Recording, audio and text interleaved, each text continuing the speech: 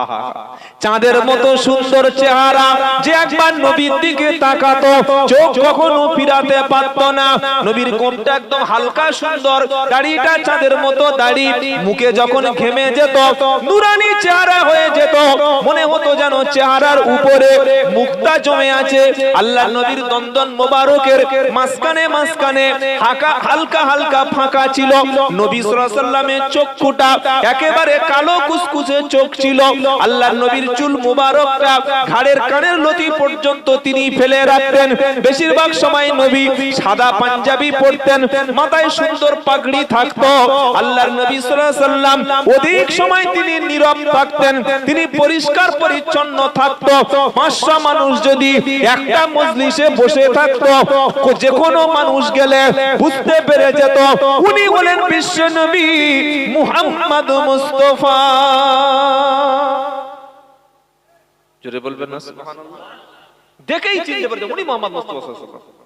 আল্লাহু আকবার, এত সুন্দর চেহারা। নবীজি বসে আছেন, এবার পাগলেরা একটা একটা এলো, এসে দেখছে আল্লাহর নবী। আবু জাহেল বলে দিয়েছে ওর কাছে যাবে না, আর যদি তোমরা ভুল করে গিয়ে বলো পড়ো ও কি বলছে তোমরা শুনবে না। কারণ আবু জাহেল জানে কোরআন শুনলে দলে রাখা যাবে না, যারা কোরআন শুনবে ওরা মুসলমান হবে, ওরা হেদায়েত পাবে। তাই আবু জাহেল বলল মুহাম্মাদের কথা শুনবে না। ওরা প্রত্যেকে কানে একটা করে আঙ্গুল দিয়ে চলে গেল। আর আল্লাহর নবী মুহাম্মদ মুস্তাফা সাল্লাল্লাহু আলাইহি সাল্লাম কাবা শরীফের কাছে বসে বসে সুন্দর কণ্ঠে তিনি কোরআন তেলাওয়াত করছিলেন। জোরে বলুন না সুবহানাল্লাহ। দূর থেকে যখনই তাদের চোখের ফোকাসটা পড়লো সঙ্গে সঙ্গে অবাক হয়ে, এত সুন্দর লোক, এ লোক পাগল হতে পারে? পাগলের মুখ থাকে বড়, দাড়ি থাকে অবিন্যস্ত, এই বোতামটা এখানে, এই বোতামটা এখানে, একটা পা ফুল প্যান্ট, একটা পা এই পর্যন্ত, আছে না নাই? ময়লা নোংরা আবর্জনা। ও পাগলের সিম্বল দেখলে বোঝা যাবে যে মালটা পাগল। কি যাবে কি যাবে না? যখন ওই নুরানি চেহারাটা বহিরাগত মেহমানদের চোখে পড়েছে, তারা আরো আকৃষ্ট হচ্ছে। সুবহানাল্লাহ, এত আল্লাহর পক্ষ থেকে একটা জ্যোতি। সুবহানাল্লাহ বলতে ইচ্ছা করে না? কি গো বাবাজি, তারা বললে পাগল নয়, তুই এক কাজ কর, পাগল যখন নয় তুই কি বলে একটু শুনে দেখি। কি বলে কি বলে একটু শুনে দেখি। সঙ্গে সঙ্গে কান থেকে আঙ্গুল খুলে ফেলেছে, আর নবী পড়েই যাচ্ছে কি আর রহমান আল্লামাল কুরআন খালাকাল ইনসানা আল্লামাহুল বায়ান আশ-শামসু ওয়াল কামারু বিহুসবান ওয়ান নাজমু ওয়াশ-শাজারু ইয়াসজুদান ওয়াস-সামা رفعها ووضع الميزان ألا تطغوا في الميزان وأقيموا الوزن بالقسط ولا تخسروا الميزان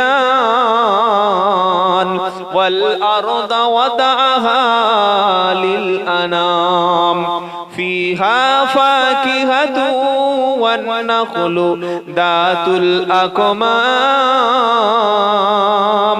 والحب ذو العصف والريحان فبأي آلاء ربكما تكذبان الله أكبر আরো পড়ছে, পড়েই যাচ্ছে। নবী তো আজ জানে না যে ওরা এই পাগল দেখতে এসেছে, তুমি কি জানে? আরে বলছেন না কেন? আবার পড়ছে, কোত্থেকে 15 পারা। সুবহানাল্লাযী আসরা বিআবদিহি লাইলাম মিনাল মাসজিদিল হারামি ইলাল মাসজিদিল আকসা মাসজিদিল আকসাল্লাযী বারাকনা হাওলাহু লিনুরিয়াহু মিন আয়াতিনা ইন্নাহু হুয়াস সামিউল বাসীর। আল্লাহু আকবার বলতে মন চায় না?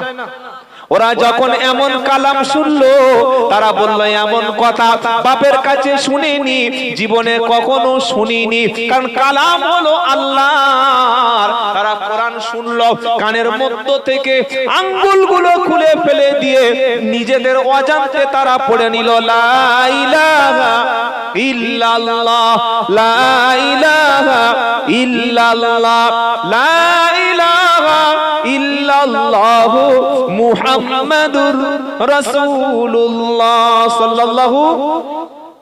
যতই শুনি কোরআন আমি, যতই শুনি কোরআন আমি, ততই মধুর লাগে। আর কোরআন পড়লে মুসলমানের তবে তো ঈমান জাগে। সুবহানাল্লাহ বলার দরকার নাই? মার্চ মাসে, রমজান মাসে আবার সুবহানাল্লাহ বলুন, যেটা বলুন না সুবহানাল্লাহ। যতই কোরআন পড়ি আমি ততই ভালো লাগে, যতই কোরআন পড়ি আমি ততই ভালো লাগে। আর কোরআন শুনলে মুসলমানের তবে তো ঈমান জাগে। পড়ো কোরআন, পড়াও কোরআন, ফিরে এসো মুসলমান। আর কোরআন পড়ে করলে আমল, মরণের পরে যাবে বাগান। ওই বাগানটার নাম হচ্ছে জান্নাতুল ফেরদাউসের বাগান। জোরে বলুন সুবহানাল্লাহ। সবাই মুসলমান হয়ে গেল, আবু জাহেলের প্ল্যান ভেস্তে গেল। তখন বলো সর্বনাশ হয়ে গেছে রে, কি সর্বনাশ করেছি। ওরা বাড়িতে ফিরে গিয়ে আরো মুসলমান বানাচ্ছে। সুবহানাল্লাহ বলতে মন চায় না? আগে জানতো মক্কার শুধু কটা মানুষ ইসলাম কবুল করেছিল, ওই 40-50টা। এবার মক্কার বাইরে ইসলাম পৌঁছে গেল। জোরে বলুন। কারণ আল্লাহর কি কথা আছে, ওয়া রাফা'না লাকা যিকরাক, ওয়া রাফা'না লাকা যিকরাক। আল্লাহ বলছেন নবী, আপনার নামের প্রশংসা, আপনার নামটা, আপনার মর্যাদাটা আমি আল্লাহ সারা পৃথিবীতে ছড়িয়ে দেব। সবার উপরে আপনার নামটা থাকবে। সুবহানাল্লাহ, সুবহানাল্লাহ, সুবহানাল্লাহ। যেহেতু আমি আপনাকে শ্রেষ্ঠ নবী বানিয়েছি। কি গো, হুয়াল্লাযী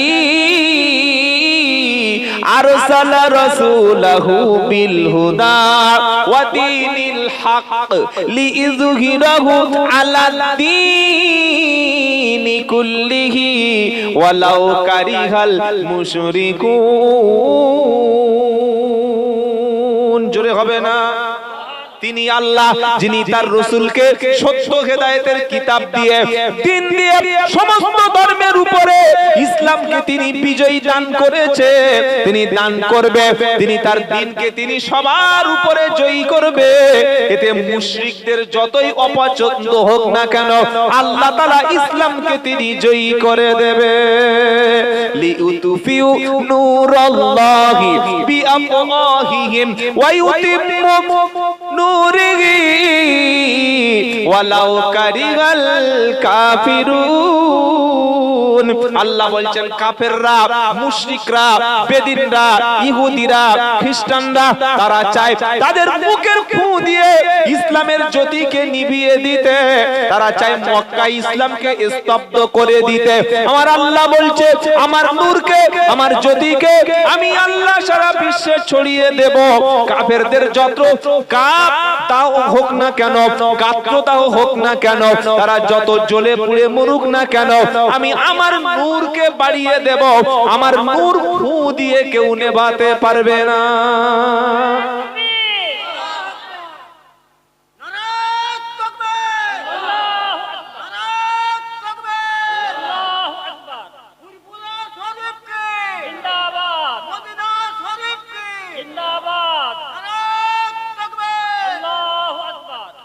আল্লাহওয়ালা ভাইরা, বাবাজিরা, যদি কোনো ব্যক্তি সাইকেল নিয়ে বলে আমি ট্রেনের সঙ্গে ধাক্কা মারব, হ্যাঁ ট্রেনটা দুমড়ে মুচড়ে, ট্রেনটা দুমড়ে মুচড়ে, আরে বলছেন না কেন? তুমি সামান্য তুমি ক্ষমতায় এসে বলছে ওয়াকফ সম্পত্তি নেব, মাদ্রাসা বন্ধ করব। তোমার বাবা ছিল ফেরাউন, পারেনি। আবু জাহেলের পুরো পাওয়ার পারেনি, মক্কায় পারেনি, মদিনায় পারেনি, কেউ পারেনি। আল্লাহ বলছে আমার তোমরা চাইছো তোমাদের ফু দিয়ে আমার নূরকে স্তব্ধ করে দিতে, আর আমি আল্লাহ বলছি সারা পৃথিবীতে ইসলাম ছড়িয়ে দেব। সুবহানাল্লাহ বলতে মন চায় না? কি গো বাবাজি, এটা আল্লাহর ওয়াদা, আল্লাহ করবে। আপনি যদি না করেন কাউকে না কাউকে দিয়ে করে নেবে, কি নেবে না? দ্বীনের পক্ষে থাকুন, ইসলামের পক্ষে থাকুন, কোরআনের পক্ষে থাকুন, আল্লাহ ওয়ালাদের পক্ষে থাকুন, মাদ্রাসার পক্ষে থাকুন, জান্নাত পেয়ে যাবেন। বলুন সুবহানাল্লাহ। তারা যখন দেখলো হলো না, সব লোক তো মুসলমান হয়ে গেল, তারা কি করলো জানেন?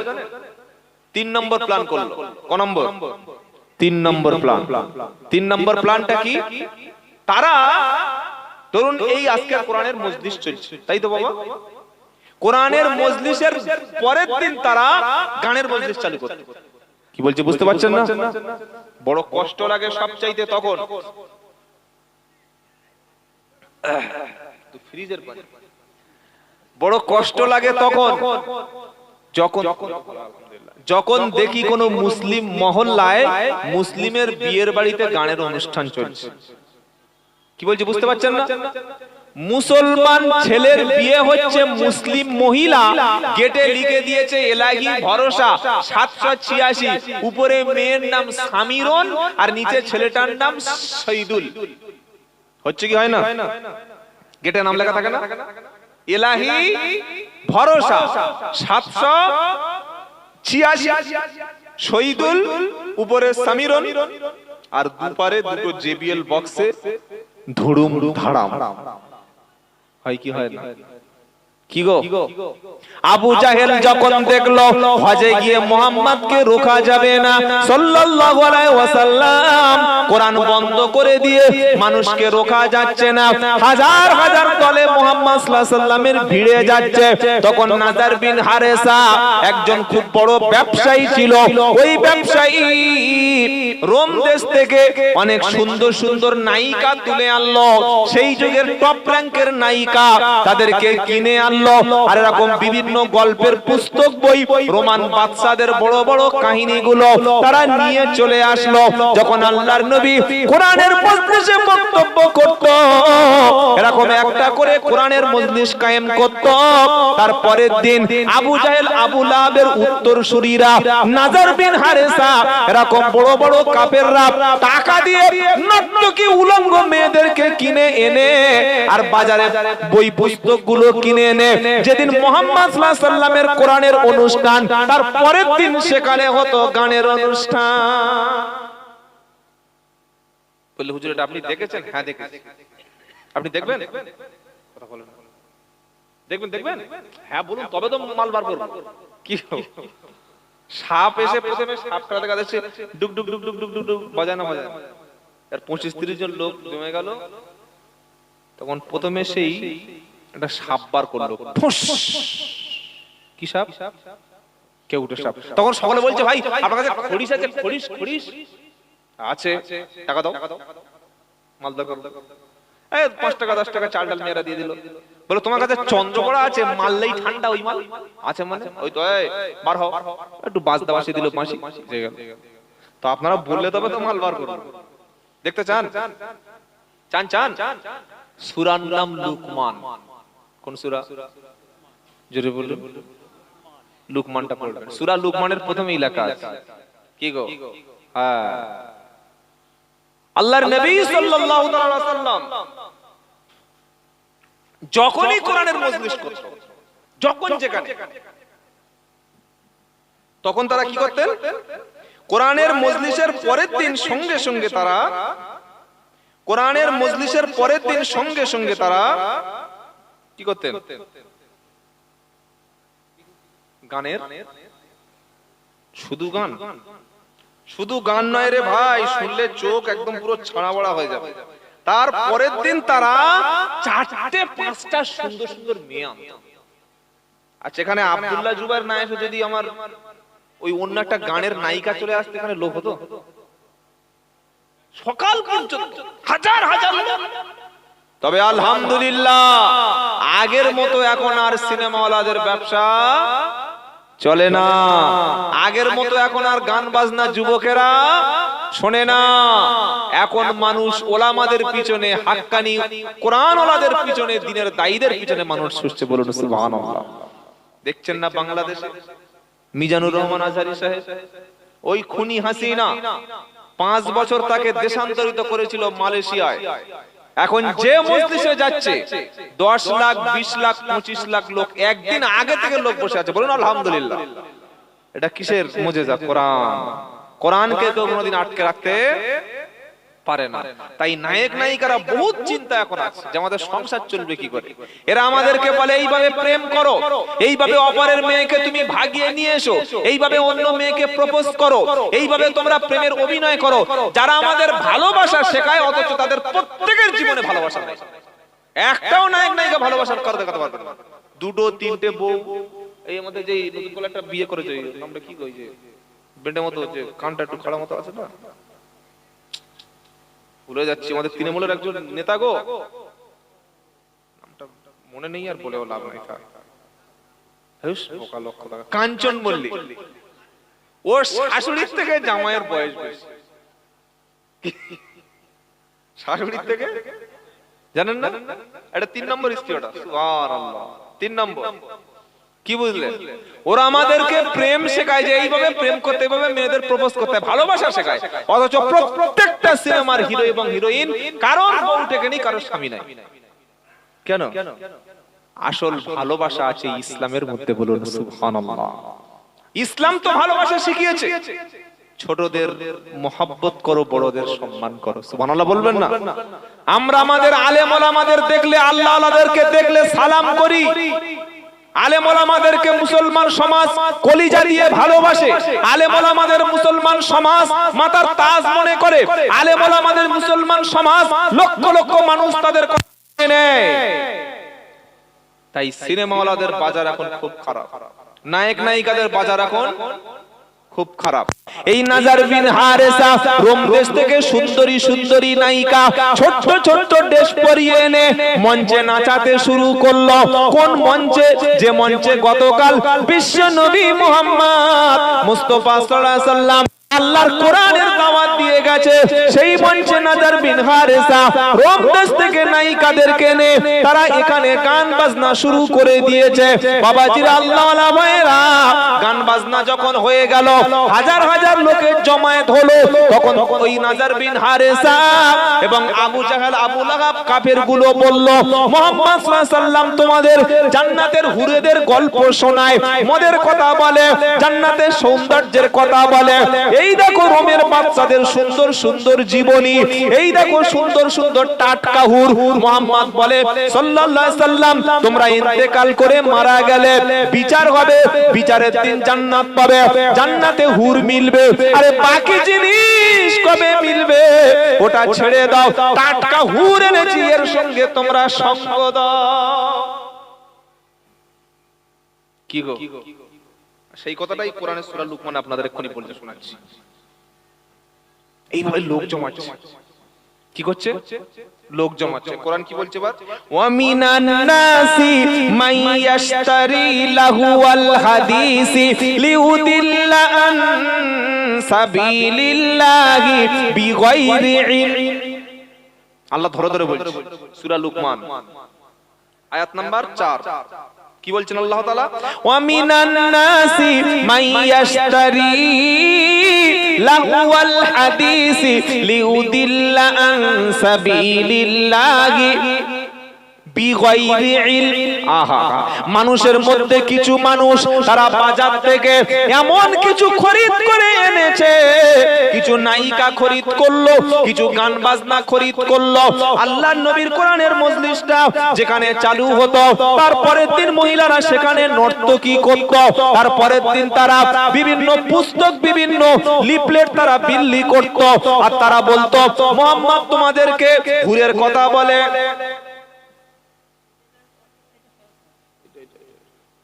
চা খেতে গিয়েছে আরেক ঝামেলা তাহির সাহেবের।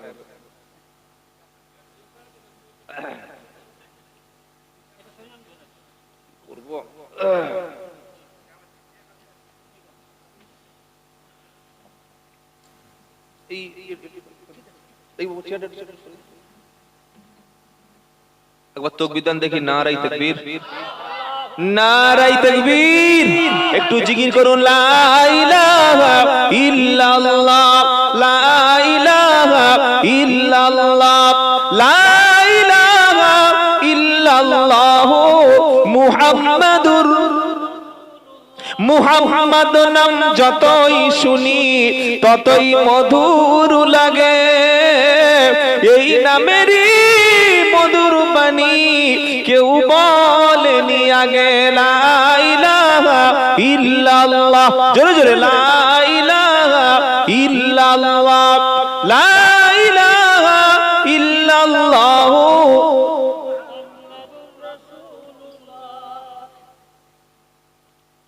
ওয়ামিনান নাসি মান ইয়াশতারি লাহুয়াল হাদিস। লাহুয়াল হাদিস বলা হয় গান বাজনা। কি বললাম? এমন একটা জিনিস যেটা আল্লাহর রাস্তা থেকে, কোরআনের রাস্তা থেকে, দ্বীনের রাস্তা থেকে আলেম ওলামাদেরকে, মানুষদেরকে বিচ্ছিন্ন করে দেওয়া যায়, এই জিনিসগুলোকে বলা হয় লাহুয়াল হাদিস। আজ মুসলমানদেরকে কোরআন থেকে দূরে রাখার জন্য গান বাজনা, যত রকমের খেলা সব সমাজের মধ্যে চালু করে দেওয়া হয়েছে। যখন তারা কোরআনের মজলিসের পরের দিন এই জিনিসগুলো পরিচালনা করত যাতে মানুষগুলো আল্লাহর নবীর থেকে দূরে সরিয়ে দেওয়া যায়, কিন্তু না, আবু জাহেল সফল হয় নাই। যখন আল্লাহর নবীর মজলিসে কোরআন হতো, লক্ষ লক্ষ মানুষ তারা ভিড় লেগে যেত।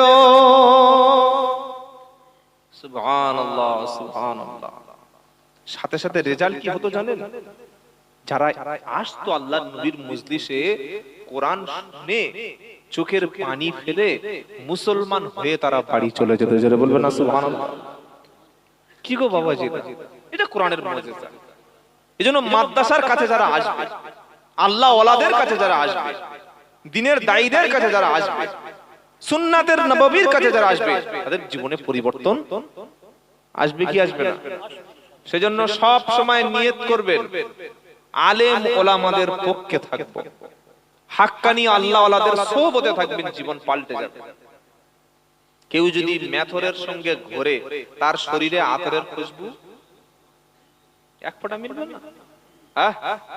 মেথরের বিবি বাজারে গিয়ে, তোমাদের লোক বাড়ি আসছে না গো, বললে কই না তো, না বাইরে মেথরের বিবির গায়ে মেথরের যে ওই সেন গন্ধ আছে না নাই? বুঝতে পারছেন না কি বললাম? যারা পায়খানা পরিষ্কার করে তাদের বিবির কাছে ওই মালের সেন পাওয়া যাবে। আর যে আতর বিক্রি করছে বাজারে বসে, আপনি কেনার দরকার নাই, মাখার দরকার নাই, ওর সামনে গিয়ে আধ ঘন্টা বসে চলে আসলে সেন আছে না নাই? আছে না নাই? কোরআন হলো আল্লাহর পক্ষ থেকে জান্নাতি সুবাস, বলুন সুবহানাল্লাহ। এর কাছে বসলে সেন পাবেন, সেই সুঘ্রাণটা হলো জান্নাতি সুঘ্রাণ। কিসের সুঘ্রাণ? এই যে হাফেজগুলো পাগড়ি পেল, যে হাফেজগুলো পাগড়ি পেল, চারটি খানি ব্যাপার নয়। মাথায় একটা সাদা কাপড় ওস্তাদরা, আমরা ওলামারা জড়িয়ে দিলাম, না রাই তাকবীর মনে করলাম না, এ তো দুনিয়ায় 250-300 টাকা দামের কাপড়ের পাগড়ি পেল। আর এর বাপ আর এর মা কিয়ামতের দিন আল্লাহর পক্ষ থেকে একটা নূরের তৈরি পাগড়ি পাবে। জোরে বলুন সুবহান। গোটা আরামবাগের মানুষ, কামারপুকুরের মানুষ, গোঘাটের মানুষ, আপনাদের এই কি জানো গ্রামটার নাম, অনুপনগরের মানুষ ফেল ফেল করে বলল, এই কে, কোন দলের লোক? ফুরফুরা শরীফের লোক না তাবলীগ জামাতের, না বেরেলি, না আজান গাজী, না কে এটা, না দেওবন্দি কে? আল্লাহ বলবে ওদের কোনো পরিচয় নাই, ওদের একটাই পরিচয়, ওরা ওদের সন্তানকে কোরআন ওয়ালা বানিয়েছিল। বলুন সুবহানাল্লাহ। ওরা নিজেরা হয়তো আলেম ছিল না, নিজেরা হাফেজ ছিল না, নিজেরা মাওলানা ছিল না, কিন্তু এই অনুপনগর মাদ্রাসায় কোরআনের মহব্বতে, কোরআনের ভালোবেসে, দিল থেকে কোরআনকে ভালোবেসেছিল, কোরআনকে ভালোবেসে সন্তানকে মাদ্রাসায় দিয়েছিল। বাপের জীবনে সবচাইতে বড় সৌভাগ্যের দিন যেদিন ছেলের মাথায় হাফেজে কোরআনের পাগড়ি উঠবে। জোরে বলুন সুবহানাল্লাহ। আর কিয়ামতের দিন সবচাইতে ছেলের জন্য সৌভাগ্যের দিন যেদিন ছেলের কারণে বাপের মাথায় আল্লাহর নূরের পাগড়ি উঠবে। বুঝতে পারলে তো সুবহানাল্লাহ বলতেন, জোরে বলুন না সুবহানাল্লাহ। দুনিয়ায় বাপ দেখছে ছেলের মাথায় কোরআনের পাগড়ি, দেখছে কি দেখে না? আর আখিরাতে দেখবে বাপের মাথায় আল্লাহর পক্ষ থেকে নূরের পাগড়ি। সুবহানাল্লাহ। সেদিন লোক জিজ্ঞাসা করবে, আল্লাহ এই লোকটা কি এমন আমল ছিল, তার কোনো বাতেনি আমল ছিল, তাহাজ্জুদ কোন ইবাদত, কিসের ইবাদতে সে এমন করলো? আল্লাহ তাআলা বলবে, ওরে শোন, ও তেমন আমলদার ছিল না, ফরজ ওয়াজিব সুন্নাত আদায় করত। ওর সবচাইতে বড় আমল ছিল ওর সন্তানকে কোরআনের হিফজ করা, হাফেজ বানানো। জোরে বলবেন না? ইন্না নাহনু নাযালনা যিকরা ওয়া ইন্না লাহু লাহাফিজুন।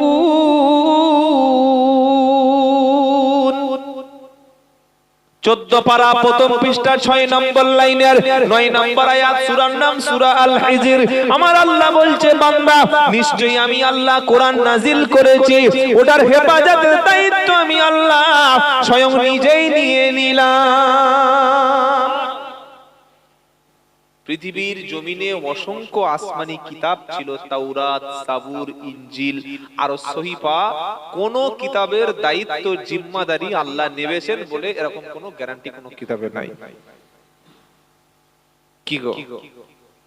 কিন্তু আল্লাহ তাআলা তিনি বলেছেন কোরআনের দায়িত্ব আমার। নবী ঈসা আলাইহিস সালাম আল্লাহর কাছে চলে গেছেন 600 বছর হয়নি, তার আগে ইনজিল শেষ মানে বিকৃতি করতে করতে খ্রিস্টানরা ওল্ড টেস্টামেন্ট 12টা বাজিয়ে দিয়েছে।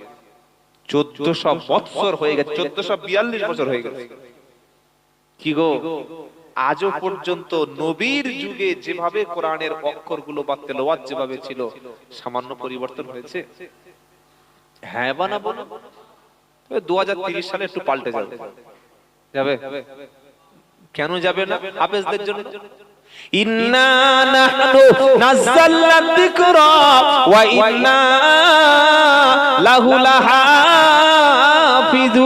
আমার আল্লাহ বলছেন, নিশ্চয়ই আমি আল্লাহ এটাকে নাজিল করেছি, হেফাজতের দায়িত্ব আমি আল্লাহ স্বয়ং নিজে আমি হাতে নিয়ে নিলাম। একবার সকলে জোরে বলুন সুবহানাল্লাহ। আপনার সন্তান ডাক্তার করুন, মাস্টার করুন, ইঞ্জিনিয়ার করুন, প্রফেসর করুন, আপনার ছেলেকে সাংবাদিক বানান, সবকিছু নির্দিষ্ট বয়স হবে। কিন্তু আপনার সন্তানটা জন্মের পরে যখন কথা বলতে শিখবে, 3 থেকে 4 বছর বয়স, ওই সময় আপনার সন্তানটা আগে আসবে মাদ্রাসায়। 2 থেকে 2.5 বছর সময় লাগবে, 1 থেকে 1.5 বছর সময় লাগবে। 4 থেকে 5 বছর কিংবা 6 বছরের ছেলেকে একটু মাদ্রাসায় পাঠিয়ে দিন। মাদ্রাসায় এসে সর্বপ্রথম ওই ছেলেটা 2 থেকে 3 বছর হাফেজদের কাছে বসে 30 পারা কোরআনটা মুখস্থ করে নেবে, নবীর সুন্নাতটা শিখে নেবে, মাথায় টুপিটা উঠে যাবে, পেশাব করার নিয়মটা শিখে নেবে, গোসল করার নিয়মটা শিখে নেবে, নবী কিভাবে খাবার খেত ওই তরিকাটা জেনে নেবে, নবী কিভাবে ঘুমাতেন ওই তরিকাটা জেনে নেবে, নবী কিভাবে মানুষের সঙ্গে কথা বলতেন ওই তরিকাটা শিখে নেবে। আমার আপনার ছোট্ট বাচ্চা ছেলে 2 বছর যখন নবীর শোয়াটা শিখে নেবে, নবীর ঘুমানোটা শিখে নেবে, নবীর কথা বলার স্টাইলটা শিখে নেবে, নবীর মতো চুল কাটার স্টাইলটা শিখে নেবে, নবীর মতো নামাজটা শিখে নেবে। ওর হাতে যদি মদের বোতল ধরিয়ে দিয়ে ওর বুকে বন্দুক ধরা হয়, ও জীবনে কখনো মদের বোতল ধরবে না। মুসলমানদের জীবনের সবচাইতে বড় ফল্ট এই জায়গায়, সন্তানকে আগে হাফেজ না বানানো, আগে কোরআন না দেওয়া। বাঁশ বোঝেন? বাঁশ বুঝেন না? আমরা তো বাঙালিরা বাঁশ দেওয়াতে 1 নম্বরে আছে। কে কাজ দেবে এইটা প্রতিযোগিতা ছিল? বাঁশ বোঝেন না? এই বাঁশ যখন বাচ্চা থাকে, ছোট থাকে, তখন যেদিকে সেদিকে ঘোরানো। কাঁচা বাঁশ ঘোরানো যায় কি যায় না?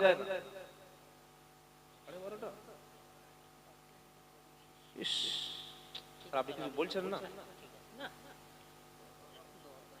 বিয়ের বয়স পার হয়ে গেল তো বাপ বিয়ে দিয়ে না, ভালো লাগলে হবে না। ফজরের নামাজ আছে। কি গো বাবা?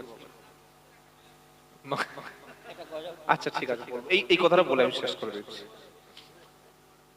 বাবাজিরা, আল্লাহ আল্লাহ ভাইরা, আমাদের সমাজের জীবনের সবচাইতে ভুল ব্যর্থতা যে আমি আমার সন্তানকে কোরআন শিক্ষা থেকে বঞ্চিত করে দিয়েছি।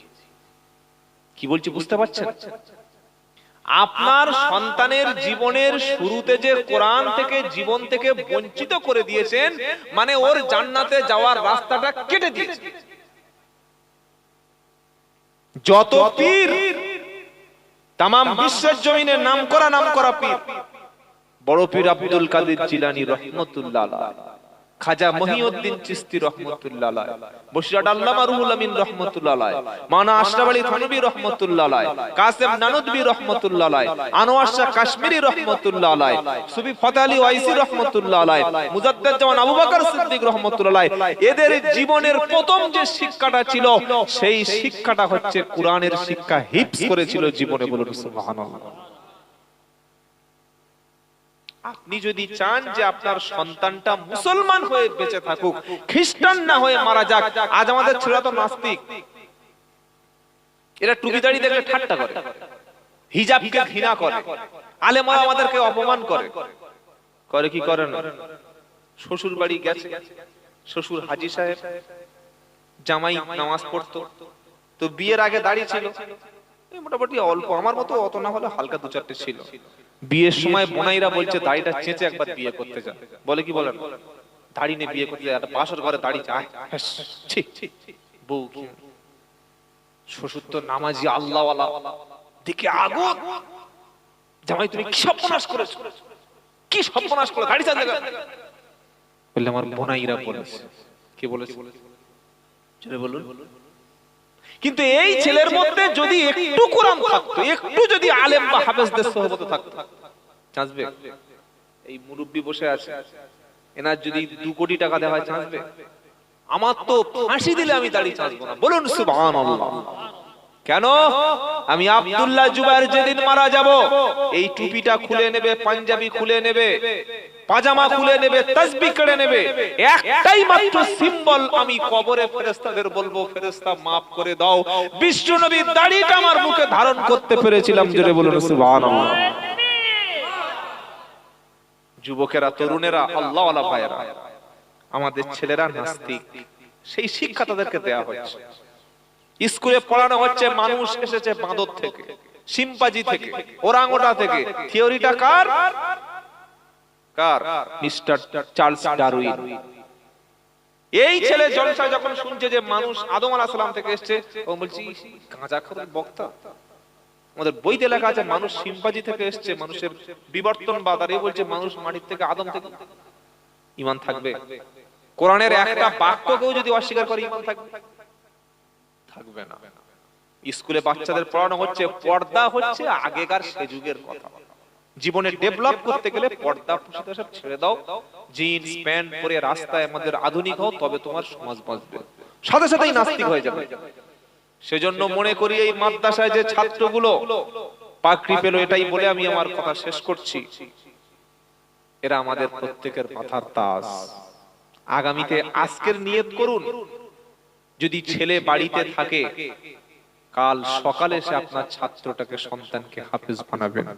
আর যাদের সন্তান হয় নাই, আল্লাহর কাছে নিয়ত করুন, ওগো রব্বুল আলামিন, আল্লাহ যেদিন আপনি আমার সন্তান দেবেন, আমি আমার সন্তান ডাক্তার বানাবো, মাস্টার বানাবো, ইঞ্জিনিয়ার বানাবো, কিন্তু প্রথম যে শিক্ষাটা দেব ওই শিক্ষার নাম হলো কিসের শিক্ষা? কোরআন।